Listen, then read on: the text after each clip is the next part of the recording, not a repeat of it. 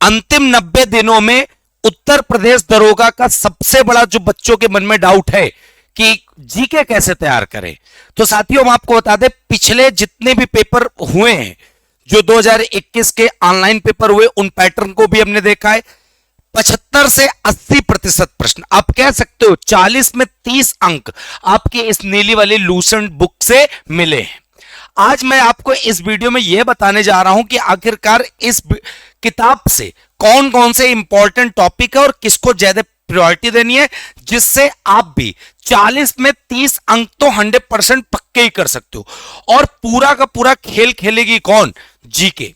ये मान लेना जीके आपकी मेरिट को बना सकती है, मेरिट को बिगाड़ सकती है, इसलिए इस वीडियो को बहुत ध्यान से देखना। सबसे पहले नंबर पे अगर मैं प्रायोरिटी की बात कर रहा हूं, सबसे पहले मैं प्राथमिकता देनी है पॉलिटी को, संविधान को, क्योंकि संविधान एक ऐसा टॉपिक है जो उत्तर प्रदेश दरोगा के लिए पिछले भी जितने एग्जाम हुए हैं उनमें सबसे ज्यादा प्रश्न पूछे गए हैं। 12 से 13 प्रश्न लगभग आप मान लीजिए इससे। और इसके जो प्रमुख टॉपिक हैं आप खुद ही देख सकते हो, प्रस्तावना, संविधान सभा, मौलिक अधिकार, मौलिक कर्तव्य, राज्य के नीति निर्देशक तत्व, राष्ट्रपति, उपराष्ट्रपति, प्रधानमंत्री, संसद से लोकसभा, राज्यसभा हो गया, प्रमुख समितियां हो गई, सुप्रीम कोर्ट, हाई कोर्ट, राज्यपाल, मुख्यमंत्री, और सबसे इंपॉर्टेंट चीज प्रमुख अनुच्छेद, संशोधन, प्रमुख आयोग और अनुसूची भाग। यह मान लेना अगर आपने पॉलिटी को कवर कर लिया तो जीके का आप ये मान चलिएगा 25% एरिया को क्या कर लिया आपने, कवर कर लिया, केवल पॉलिटी को कवर करके। और करना क्या है, जो आपके नोट्स इसमें बने हो पॉलिटी के, उन नोट्स को केवल आपको रिवीजन करना है। रिवीजन करिए ज्यादा से ज्यादा। और मैं आपको पॉलिटी के लिए बाद में भी बताऊंगा क्या मैं करने वाला हूं आपके लिए। रिवीजन करना है, साथ में इसके एमसीक्यू खूब सारे लगाने हैं। एमसीक्यू और रिवीजन दो चीजें अगर आपने कर ली तो पॉलिटी के ये 12 से 13 प्रश्न तो। और ये सबसे खास बात इस सब्जेक्ट की क्या होती है कि अगर आपने एक बार पढ़ लिया तो इसके सवाल बाहर नहीं जाने, क्योंकि इसमें कोई करंट अफेयर्स नई बन नहीं पाती है। अगर मैं उसके बाद बात करता हूं, हिस्ट्री में चलते हैं, तो हिस्ट्री में जैसे मैंने ट्रेंड देखा है तो 4 से 5 प्रश्न आपको मिल जाएंगे। प्राचीन इतिहास, अब सोचो आप पूरा शुरू से लेकर पढ़ते रहो, सिंधु घाटी सभ्यता से दक्षिण भारत के इतिहास तक, कोई उसका अर्थ नहीं निकलने वाला। इसमें आप जो फोकस करिए वो मेन फोकस करना है प्रैक्टिस पे। अगर प्राचीन इतिहास के प्रैक्टिस लगा डाले बस पर्याप्त है। जैसे प्रमुख राजवंशों की राजधानी आप पूछ लेता है, पांड्य वंश की राजधानी बताओ तो मदुरई हो गई, चोल वंश की राजधानी बताओ तो एक प्रकार से क्या हो, तंजाउर, पल्लव वंश की कांचीपुरम। इसी प्रकार मध्यकालीन इतिहास में चलते हैं तो जो सबसे ज्यादा यूपी में पूछे जाते हैं वो दिल्ली सल्तनत के सवाल, मुगल के और भक्ति और सूफी आंदोलन के। इनके अलावा यहां पे अन्य स्वतंत्री राज्यों के सवाल नहीं आते। लेकिन जो सबसे ज्यादा फोकस जो आपको करना है वो किस पर करना है मेरे प्यारे बच्चे, वो करना है मॉडर्न हिस्ट्री पर, मतलब आधुनिक इतिहास पर।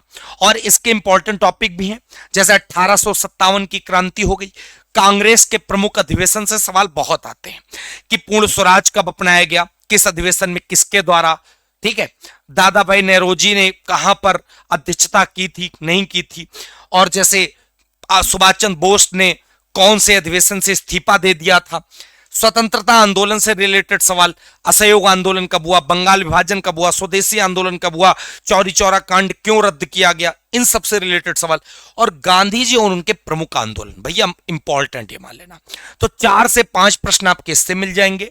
ज्योग्राफी की बात करें तो 3 से 4 प्रश्न। और जो आपको ध्यान देने इस समय टॉपिक वो ये देने हैं, नदियां और सहायक नदियां। सिर्फ नदियों में ये ध्यान नहीं देना है कि नदी निकल कहां से रही, नदी का मुहाना कहां पे अंत हो रहा। नदियों में ध्यान देना है कि कौन से नदी किनारे कौन सा शहर है, किस नदी पर कौन सा बांध बनाया गया, किस नदी पर कौन सा बहुउद्देशीय परियोजना लगी है, इन सारी चीजों पर ध्यान देना है। पर्वत, पठार, मैदान, इनसे सारे सवाल इस प्रकार आते हैं, कौन सा पर्वत किस देश में है, कौन सा पठार किस देश में है, मैदान पूछे जाते हैं। जलवायु से रिलेटेड सवाल बहुत आते हैं कि भारत में मानसून किस दिशा से उठता है, किस दिशा में जाता है, ठीक है। खनिज संसाधन से सवाल आते कि भारत जो है सोना उत्पादन में कौन से नंबर पे है, अभ्रक उत्पादन में किस नंबर पे, इस तरह के सवाल आते हैं। कृषि एवं फसलों से रिलेटेड सवाल, जैसे कृषि फसलें आ गई, रबी की फसल, गर्मा फसल और जायद की फसल, खरीफ की फसल, कृषि से रिलेटेड सवाल पूछे ही पूछे जाते हैं। प्रमुख देशों की राजधानी और मुद्रा, तो जलप्रपात, बांध, दर्रा, मरुस्थल और भारत का सामान्य परिचय जरूर पढ़ लेना, मोस्ट इंपॉर्टेंट होता है। और महाद्वीपों में प्रमुख देशों के इंपॉर्टेंट फैक्ट, जैसे अफगानिस्तान में एक शहर है बमियान। बमियान किसके लिए प्रसिद्ध है? तो बुद्ध की मूर्तियों के लिए बमियान फेमस माना जाता है।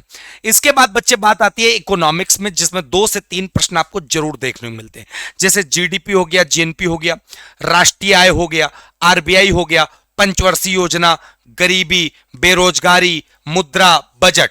ये इंपॉर्टेंट टॉपिक है और इन सब में काम आपको ये करना है, इन सब के एमसीक्यू आपको जरूर लगाने। बाकी मैं आपको एमसीक्यू करवा भी दूंगा। साइंस भी पोर्शन कवर करता है, लेकिन फिजिक्स, केमिस्ट्री, बायो में अगर सबसे ज्यादा प्रायिकता देनी है तो बायो को देनी है, क्योंकि बच्चे इसमें मानव शरीर तंत्र, रोग, विटामिन, पोषण और थोड़ा बहुत पौधों से रिलेटेड सवाल पूछ लिए जाते हैं। तो साइंस में ज्यादा आपको दिमाग नहीं लगाना है, हल्का फुल्का ऊपरी ऊपरी आपको पढ़ना है। इसके बाद बच्चे अगर हम बात करते हैं, जो इंपॉर्टेंट टॉपिक है 7 से 8 प्रश्न आपके कवर कर देता है, वो क्या है? वो है स्टैटिक जीके और साथ में करंट अफेयर्स। ठीक है, जिसमें स्टैटिक जीके में कुछ प्रमुख टॉपिक हमने लिखे हैं, जैसे लोक नृत्य हो गया, शास्त्रीय नृत्य हो गया, खेल हो गए, पुरस्कार सम्मान हो गए, महत्वपूर्ण दिवस हो गए, संगीत हो गए, त्योहार हो गए, महोत्सव हो गए, अंतरराष्ट्रीय संगठन हो गए। अब इनका सबसे अच्छा सवाल पता क्या बन जाता है? जो आप स्टैटिक जीके पढ़ोगे उसी को रिलेट करके वर्तमान को कर लो, और जब वो आपने वर्तमान कर लिया तो उससे आपका करंट अफेयर्स भी पक्का पक्का हो जाता। जैसे अभी हाल ही में ध्यानचंद खेल रत्न अवार्ड किसको मिला? 2025 का तैयार हो गया। ब्यास सम्मान 2025 का किसे मिला? तो ये आप पहला पढ़ोगे स्टैटिक में, करंट में पढ़ोगे क्या? करंट का। ठीक, अब उसके बाद करंट अफेयर्स लास्ट 1 साल का देखना है, और 1 साल में आपको सिर्फ और सिर्फ करना कुछ नहीं है, बस मंथ वाइज आपको प्रैक्टिस करनी है। बहुत सारे बच्चे क्या करते हैं, पर डे डेली वाइज वाली, भैया करंट अफेयर्स उठा लेंगे, करते जाएंगे। आप डालिए सीधा जनवरी माह के महत्वपूर्ण 100 सवाल, फरवरी माह के महत्वपूर्ण 100 सवाल, आपके तुरंत बनते जाएंगे जबरदस्त तरीके से। इस प्रकार अगर इतना आप कवर कर ले रहे हो तो 40 में 30 अंक तो इधर से हो गए। अब रही बात 10 अंक की, जो 10 अंक आपको मिलते हैं वो मूल विधि भी इसमें बहुत बड़ा अपना रोल प्ले करती है, और साथ में यूपीजी के। तो हमने किताबें भी लगा दी हैं, आप अगर चाहो तो घटना चक्र की मूल विधि की किताब खरीद सकते हो, जिसमें प्रीवियस ईयर जितने सवाल आए उनको आप कर लो, बस पर्याप्त है। ठीक है, उत्तर प्रदेश मिनी जीके के आप सारे सवाल इसमें पढ़ सकते हो। पूजा पब्लिकेशन की एक छोटी सी किताब है, अभी अगर आपने ना पढ़ी हो तो पढ़ लेना, क्योंकि भाई साहब इन दोनों को मिला के मान लेना आप कम से कम 10 अंक यहां से आपके कवर होते हैं। और इस प्रकार 30 अंक तक तो मैंने बात यहां पे की थी, लेकिन 10 अंक का भी हमने तुमको क्राइटेरिया बता दिया कहां से तैयार होगा। इसके बाद जो आपको मेन काम क्या करना है, सारे सब्जेक्ट को 2-3 बार रिवाइज करना। अब ये ना सोचना कि नए बार हम नोट्स बनाए, नए तरीके से नोट्स बनाए फिर उनको पढ़ें, भाई टाइम हो जाएगा, क्योंकि आपके पास टाइम बहुत कम बचा है मेरे प्यारे बच्चे। तो आप सारे सब्जेक्ट के जो नोट्स बने उनको 2-3 बार रिवाइज करिए, और अपने बने हुए नोट्स को ही अच्छे से आप प्रायोरिटी दो तो ज्यादा बेटर है। ठीक है, कम समय में, क्योंकि अपनी राइटिंग बहुत जल्दी समझ में आ जाती है। और जो टॉपिक्स आप पढ़ते जाओ उसके एमसीक्यू जरूर लगाते जाओ। जिस सिंधु घाटी सभ्यता पढ़ा तो आप किताब खोल लो, ग्रीन वाली बुक आती है, सिंधु घाटी सभ्यता से रिलेटेड सारे सवाल आपके हो जाएंगे, वैदिक सभ्यता से हो जाएंगे, महाजनपद से हो जाएंगे। प्रत्येक 2 दिन में आपको एक मॉक देना है, मॉक पूरा नहीं देना है कि यूपी साइड। मैं आपको जीएस की स्ट्रेटजी बता रहा हूं, मॉक आपको देना है केवल एक जीके का 40 प्रश्न का, और 40 प्रश्न का हो सके तो आप एक दिन में एक भी दे सकते हो। लेकिन सबसे बड़ी बात, आपको मॉक में लगाए हुए प्रश्नों का एनालिसिस भी करना है भाई। अगर 40 प्रश्न में आप 20 कर ले गए, 20 नहीं कर पाए, तो 20 के अलावा 20 जो बचे हैं आपके, इन सबको आप उनका एक्सप्लेनेशन जरूर करिए, क्योंकि एक्सप्लेनेशन करोगे उससे आपके 4 सवाल और तैयार हो जाएंगे। और लूसेंट बुक ही आपके 75 से 80% एग्जाम में प्रश्न फंसा देगी, इस बात की गारंटी हम देते हैं, क्योंकि हमने जितने भी एग्जाम देखे हैं यूपीएसआई के, यूपी कांस्टेबल के, उनमें 100% यूपी लूसेंट बुक से सवाल पूछे ही गए, वही बार बार मोस्ट रिपीटेड सवाल है। बाकी हम तो आपको क्लासेस करवाएंगे ही। ठीक है, अब हम आपको बता दें कि आप हमसे कैसे पढ़ सकते हो। तो हमारी क्लास शाम 7 बजे चल रही है, और इस समय हम आपको पता क्या करा रहे हैं, सारे टॉपिक के इंपॉर्टेंट एमसीक्यू करा रहे हैं। जैसे हिस्ट्री के 500 प्रश्न बेस्ट पॉलिटी के 500 प्रश्न, इसी प्रकार इकोनॉमिक्स के, ज्योग्राफी के, मतलब सब कुछ पूरा निचोड़ दिए दे रहे हैं। और अगर आप यूपीएसआई का चाहते हो कि जल्दी से कोई बैच ऐसा ढूंढ रहे हो कि जहां पर आप तुरंत तैयारी कर सकते हो, तो भैया ये आपको दिख रहा होगा, यहां पे आप कूपन कोड लगा लेना राम सृष्टि, और जैसे ही राम सृष्टि कूपन कोड लगाओगे आपका बैच ये सिर्फ 400 रुपए का मिल जाएगा। ठीक, और भी इसका प्राइस कम कर दिया गया है। आप इन 2 नंबर जो आपको दिख रहे हैं इन पे कॉल या व्हाट्सअप कर लेना। ठीक, इसमें प्रैक्टिस भी आपकी करा दी जाएगी। मतलब क्विक के लिए बता रहा हूं, पूरी जीके पढ़ी जो बच्चा एक दिन में 4-4, 5-5 वीडियो देख सकता है। और ये बैच मिलेगा कहां पर? Phoenix academy Unnao application Google play store पे। और कोई समस्या के लिए इस नंबर पे कॉल या व्हाट्सअप कर सकते हो।